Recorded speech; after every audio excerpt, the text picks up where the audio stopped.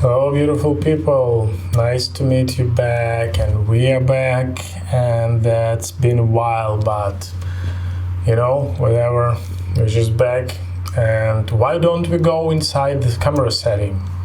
Last day I was here, and then just figure out, okay, what is about this camera? When we come from Cinema 4D to Houdini and try to recreate and do some very fast, very robust scene, but we want our camera to look good, so why don't we go inside the camera setting and build something at least.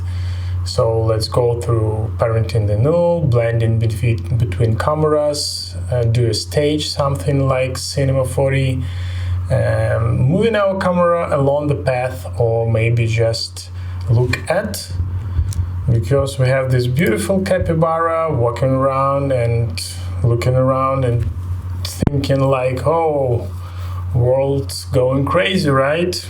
Isn't it? So we're surprised, and the capybara is surprised as well. So let's dive into that and try to fly around and see our beautiful thing, maybe more closely as we need it even, but why not? Okay, what we got here? We got your hero object, right? You have some foreground, background, it doesn't matter, to be honest, just to give some love and interest to your scene. And now we want to just place your camera flying around the object or flying in. So from what thing we start usually? At this point, of course, I have some hair on top of the head, right? Why not? Why not growing our hair in 10 seconds? Because it's we could do that. And to start with, in order to create a new camera from your view that you have already established in the viewport, by the way, you could manipulate your camera by this icon or press escape, right? As it said here. Or you could press Alt and left click of mouse, drag, right click, zoom in, zoom out, and middle click to swirl around the scene. So the basic stuff as usual, just clicking this icon will create you a camera. So this is our first camera, and this camera is locked into your view. If you want to go outside of your view, you just changing the view, changing the camera, and that is it. The camera is showing here. And if you go inside the camera, just click here, and here we will have all the list of your cameras you have in the scene. So if we duplicate that, and Houdini is smart enough to enumerate my cameras, you have 2, 3, and that will allow you to jump between your camera pretty quick. Okay, we have camera 1. What else? If you want to lock your view, you press this little icon of a lock camera, and that will allow you to change the view of your camera itself from the camera. Also, you have the ability to move your camera with these handles up and down, rotate it, and change a pitch or something from this view. One more thing to consider, let's go through the setting itself of the camera right before we build something more or less complex on top of that. Okay, very quick overview of your camera settings. You have your standard transform settings, translate. You could do that, and if you see a number changes, right? You could do that with your handle gizmo, or you could do it from here. You could rotate it, so the camera rotates, change your pivot, and so on. One little thing, keep position on parenting. This will be important when we go further. Then we have render with the settings. It's not that important, at least to me in my work. Then we go view.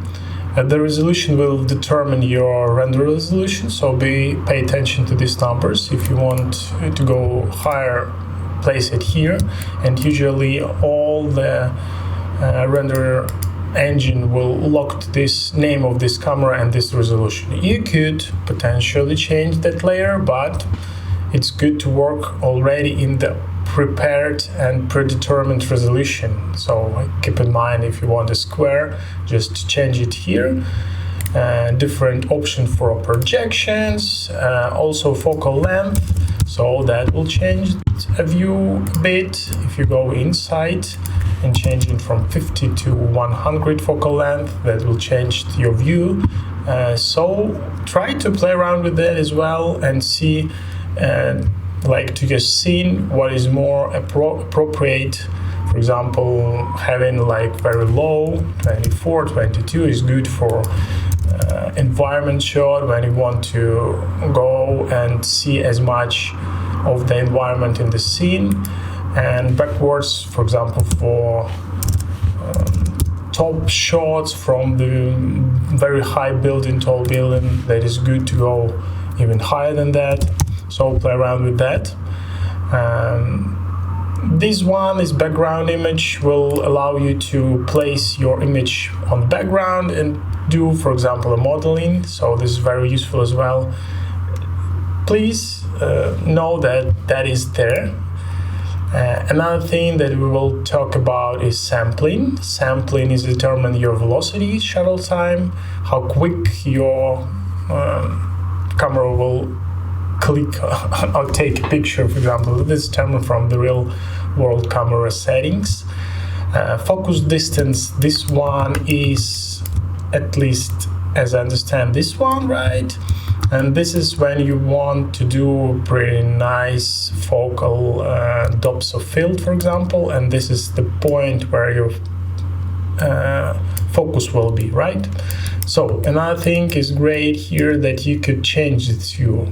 One way to change is dragging here, and you see that focus distance is changing as well. Right click on this gizmo will allow you to set different view. For example, orientation handle is this one, focus handle is this one. Pretty much it's the same, but it allows you to view in different way. And I like pretty much this frustum because this is like a plane that show you where your focus will be. It's not just a point in the space, okay? It's like a plane. This is, and we could prove that going inside. Press D when you hovering your mouse on top of the viewport and go to the camera settings and depth of field. So this way you could see your depth of field inside the viewport. Again, this is your focus distance, and f-stop is your amount of your depth of field, right? So the lower this number, the more strong, and one is like blurring background. 0.1 is making it insane, but at least you could see what you got, right? If you're changing.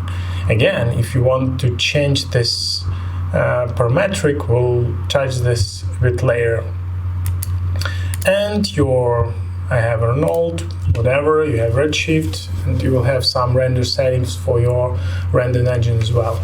So, okay, this is like very, very start for this guy. And let's go it back and don't worry about that so much, at this point at least. Let's go and build some movement first, right? Okay, so let's move further, create a null. And now we'll build a system that will allow you to move our camera without touching the camera settings or camera transform itself. Okay, this is a pretty common thing doing in the CG, working with the camera. In the Cinema 4D, for example, you have this hierarchy when you have camera of rotation, camera for position, and basically we do this the same here. So let's create the first one, and let's say this is a position. And we will change only the position from this null. And after we parent the camera to the position on top, wherever the position of the null, the camera will follow that, right? So now, if you need a more fine control, you could separate your position under the position X, Y, and Z, and so on. I'm not into that for now, but you could do that. And now we could just play around with that, right? So starting from this, Alt translate, and going down, and let's move that to the center of view, right? Another thing I want to do, usually want to Alt click on translate, I just have this automatic auto keyframe on. I'm not sure where that is. Yeah, auto key changes. So, and I want to have a rotation along with these position changes. Oh, I want to do that. Let's create a null, another null, and let's create this one, a rotation, and that will determine only the rotation, right? One more thing that I've showed you, that keep position when parenting is important to be considered, because, for example, if you have a rotation here, right, this null, change the position of it, and if we parent that, everything will jump to this new position, right? So let's do, I'll Control Z a few times, changing the position to the null, and this time we'll keep the position when parenting for both of that, right?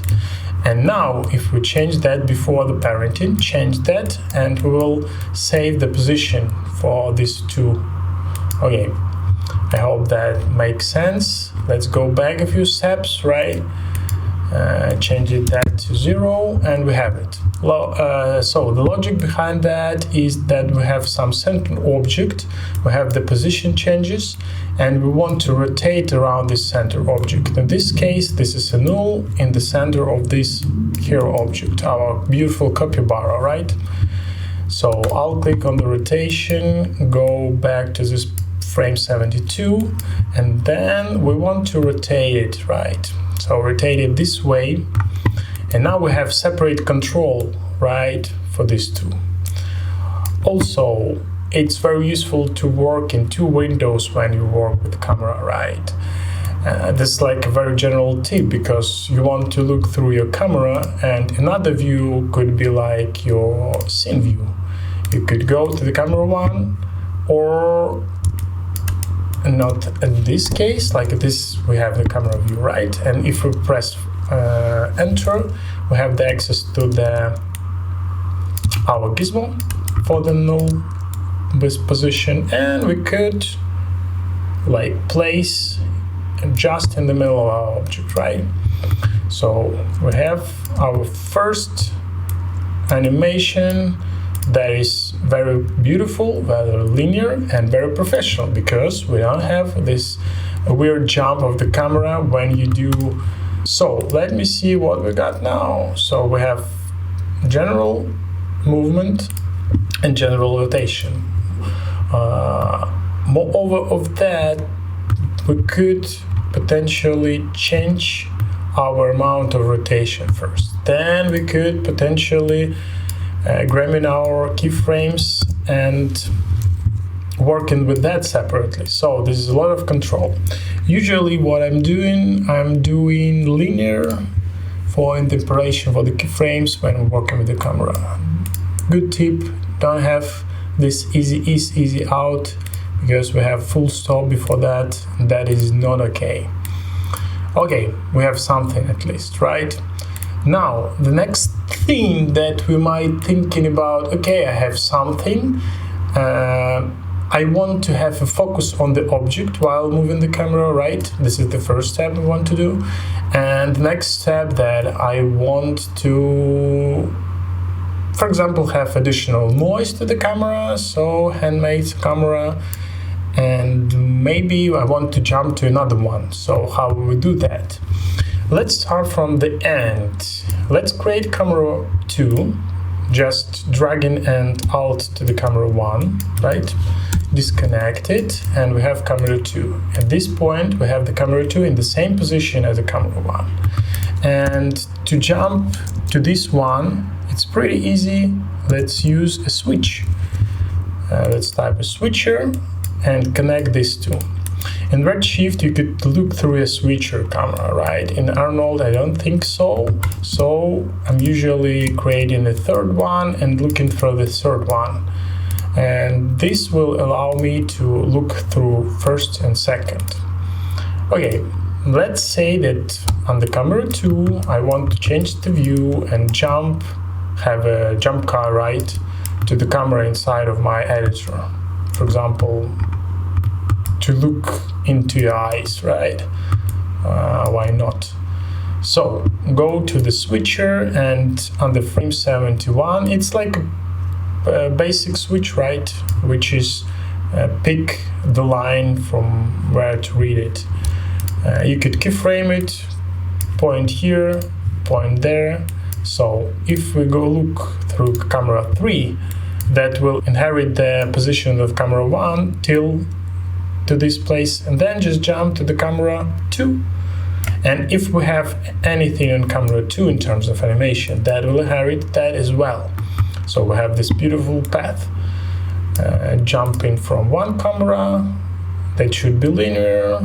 We have this rotation, walking around, then whoop, and have this from foreground to mid position of his head. Okay, Houdini is crashed, so like I just rebuild it very fast to continue with our journey. So we have the same movement, we have the rotation, and we have this quick cut on the frame 72, and I just changed a bit again the focal length. As you could see how dramatically it changed the look, so it's like more stylized. We'll maybe add a little bit of noise there, but we'll see. So let's jump to the camera 1 and solve another problem when we want to have a dynamic focus on the object, right? And so the easiest way I found was this Python. This is all over the place, but basically what it gives you the length, so the length of the vector or the distance, and we measured between 2 points. So V to origin is like having two names of two objects. The first one, the camera itself, because we'll paste it in the focus distance, so it just path to the object. And the second one is like go one up, level up, and then the name of your null, newly created null. It could be focus, it could be whatever. Look, center. So at this stage you want to add, oh, and it's updated already, so as long as you did that, so I will back that there, and you will place that under the focus distance, right? So now, as you could see, the camera is moving with this position rotation, but we have dynamic focus, and we could prove that. So going back to the camera, create a camera lapse, and moving to 0.1, they have very dramatic focal. Go away, only nulls, and so on. So we have that, right? And focus always stayed in this area. And if you go out, you could see that this is something like that. This is the focus point, and that is stayed in the focus null position. And you could change that, right? So now that is moving. I think it has some margin, but I'm not sure why. Maybe because this focus has some translation, but we will not bother that, because firstly you might link that and then just, or you could of course do it on the sub level, connect this null to the sub level and do the same basically for the focal distance. But for now it's okay for me. I just want you to show where to search if you need this. Right, so we have two, cam 1 and cam 2, then we have switcher between these two, right? I would change that back because I don't want to see it through this. And now another way to make more interest to your camera animation is adding some noise on top of that. So go to the camera 2, because we'll work with camera 2. Let me think, let's create another camera, right? Because we will call it camera noise, and we'll parent that to that. Or you see that we will not pay attention to keep position when parenting. So go here, keep position when parenting, keep position there as well when parenting, don't bother me that much. And we'll do noise on this one, so we'll leave this untouchable, right? In order to do this shake effect, go to the parameter you want. It's either rotate or translate or both. Right click, go to motion effects, and somewhere in here you have something like called noise. Go here. As you can see, this is dramatic change to our look, but you have this amazing stuff out there because you have all the necessary just sliders. When you can play around with that, go with the amplitude, right, and see what we get. This is like this your scale of your effect, and again you could see this wave, so you could change a periodic thing, make it happen very fast, right? Something like that is already interesting. You could make it a bit smaller, a bigger, like not that fast movement of noise. You could make it bigger, more rough to that, and again this is all. You could see that in the graph and change it and see what you are doing visually, right? So let's try to do something like that, something like maybe faster. That will give me a bit more tension to the viewer, right? Because we jump from one view to another. This is very subtle move, and then we just have a jump and right this shaking. And we feel like every step he has, right? Again, we could parent that, but maybe something like that. It's like more to show you that you have such an option, right? Than to do something interesting. Okay, great. That thing is creating motion effects. It's a chops. You could go inside and investigate yourself. So we have already done quite a few things with camera, right? So another thing we would like to do is create another camera and try to play around with focusing on the thing, right? So camera 3, going to switch, right, and right about there. It's not that. Probably go to 3, and we have camera 3. Go to camera 3, lock the view, change it, something from the bottom. It is very strange, but I like that. After one weird point of view to another one. And when we go to the camera 3, before that, let's create a null and call it look at. Okay, this is the null which will determine our camera view, right?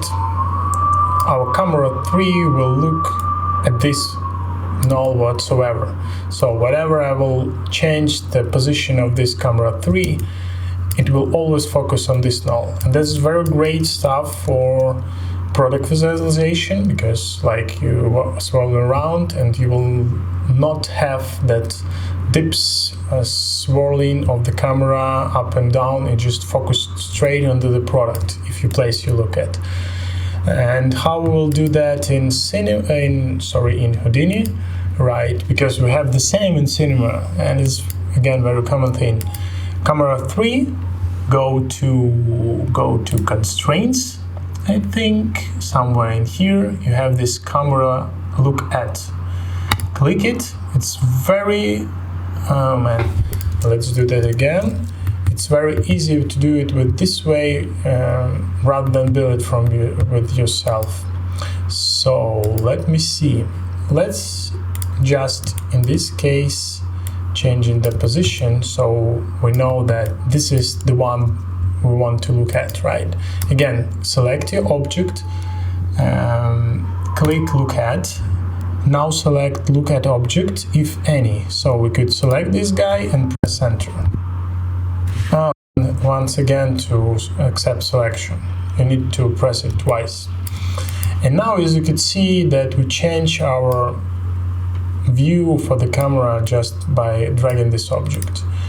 Again, we could place it here, have it a little bit of movement for the translation to this frame, for example, and maybe a little bit of on top. And again, we have another view, animation with translate and rotation. Go to this frame, and now if we change the camera 3 movement, right, that will be always looking at our capybara again. This is another great tool to lock your view. So you have both 2 ways to control, in this case, these 2 guys. As you could see, I'm not sure if I could, whoa, but this is cool already. Again, in this case, I'm going to select everything and change that to linear. I'm not bothering with working with graph because that will change your look dramatically. And now go to the switcher and see what we got. Yeah, linear movement, and we have just another jump cut in the view. 1, 2, maybe a bit faster, but 3. Okay,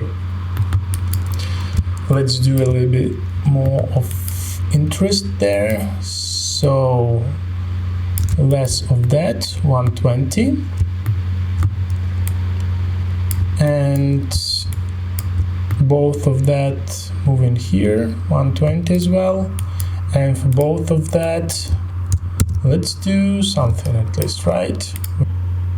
Is select only this guy, pressing Ctrl, drag it here, select only this guy, press Ctrl, drag in there, and see what we got.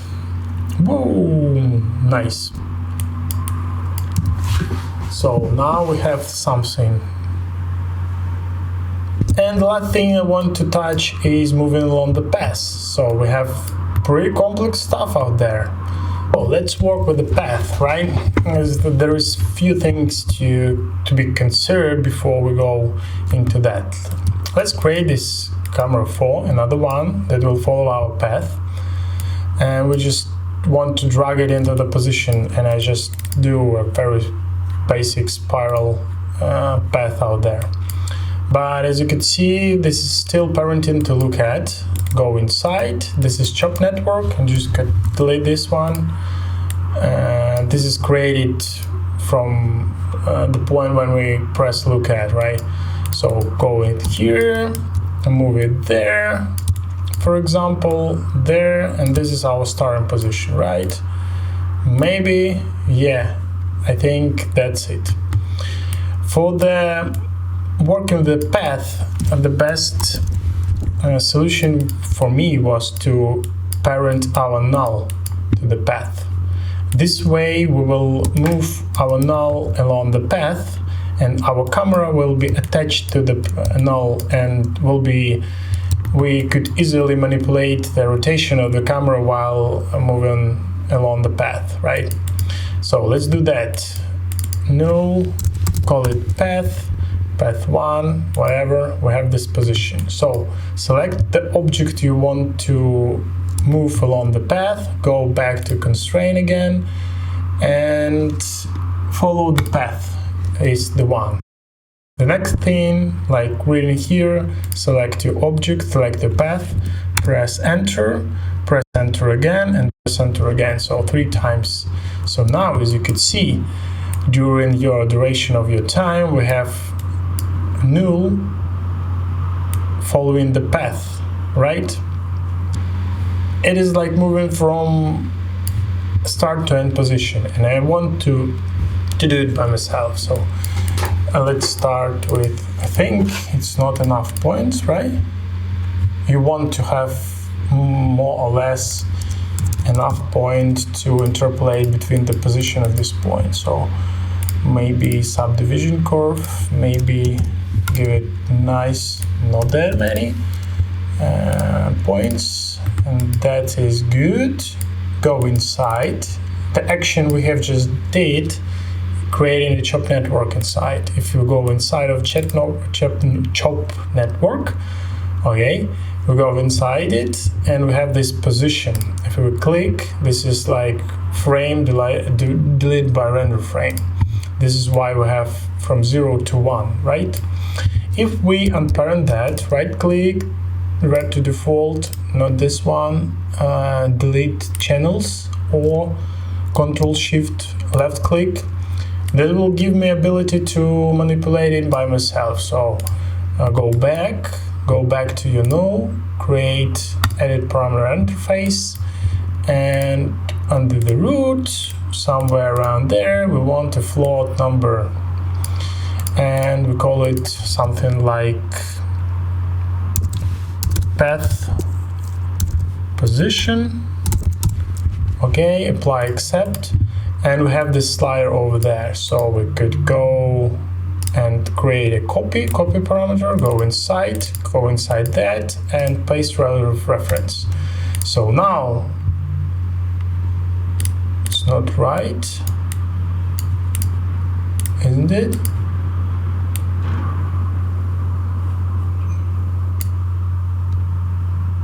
Why it's doing this way? Oh, it's right, just it's not the right numbers out there. Apply accept, and now we have from 0 to 1. And now if we create our camera, right, and without keep position, we could parent it, and that should be our, oh, of course, you want to go here, and after frame, for example,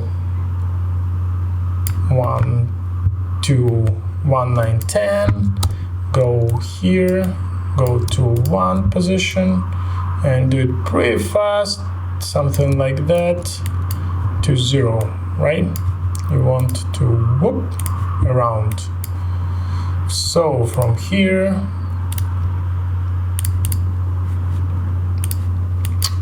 what I want to do, I want to change, oh sure, because I did it in the wrong way, I want to do it here. And now, as you could see, we have the position of our camera 4. And the great thing about that, we have freely control of your camera position, right? We could rotate it, and that will follow the path considering our orientation in the space, and that is cool, right? We go to camera 4. It is not necessary the best view, but oh, okay, it's a mess, but who cares again? Let's try to build something at least. Go to switcher, see when we have this movement, right here, right there, go to 3. Again, go to switcher and see what we got. And why is it that it's bothered me? This points out there is not right. Yeah, it's off. We have this pretty fast movement. Okay, this is the best view, but we could do something like that. This is a bit better. Yep. And let's figure out how to, and instead of switching between these two cameras, right, I want to do something different. Let's say from this frame, I want to blend between these two positions. So we have camera 4 and we have the switcher, right? In order to do that, let's use our blend. Pretty self-explanatory name, right? We want to make between switcher, you could turn that off, and camera 4, right? And this blend is just sliders of a weight. So when we have something like that, that means like the weight full for the first connection. If we have something like that, we have the weight to the second connection. But in order to do that, in order to see that, we want another camera and look through camera 5, right? Because we want to see this as a position of our points. I don't think this is the best solution, because now you want to inherit the settings from this camera to see the same, like 24, right? let's do the same here, just not to bother. But you could see the potential and you could use it by yourself, right? Because it's not the best, because it's like a new created camera, and this blend is just a position point, position in a space. But let's try to do that. So in the first one, it should be there. And if we go from camera 5 and camera 3 or switcher, that should be the same. 22, why it's not the same? I'm not sure. Yeah, because it's 50. Now, that is what I was talking about. This is different, right? Now with the switcher camera 5 is the same. And from here, we just place 2 keyframes, right, for the blend. And to this point, I want just to change the order of camera 5 and see what we get. And we have this very subtle blending between the position of 2 cameras, between the switcher, which is camera 3 at this point, and the camera 4, which is the pass, our new. And we just could do that because like it's moving into the path already. And then it starts the path movement, and there is no stop for that, right? Again, it bothered me, the position of the endpoint is not all right. So we did it. That was, whoa, crazy. A lot of stuff we're talking about, right? Let's disconnect the view from everything. I don't want to see nothing there, right? Just our beautiful capybara. And let's go from the main switcher, which is this one.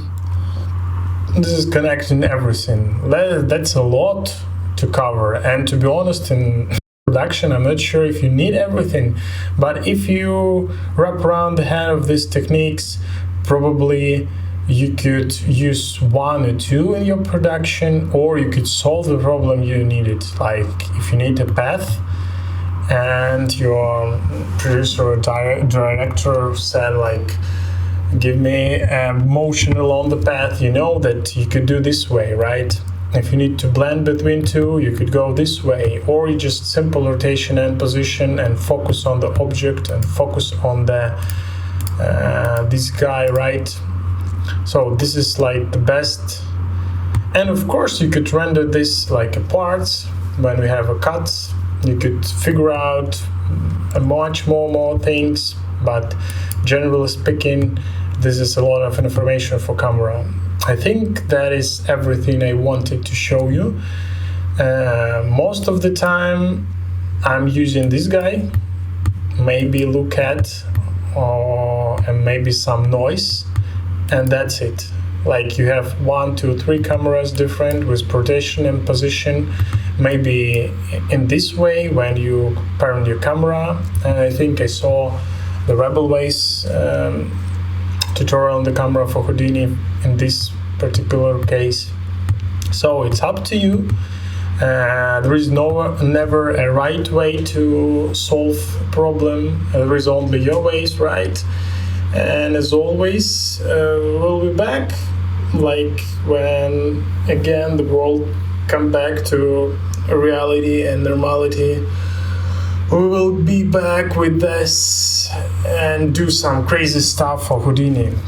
And this is the basic, but I hope at least one person will find this useful, and that will be already great.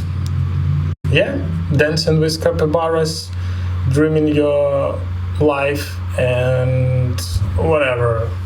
Be yourself. And till the next time.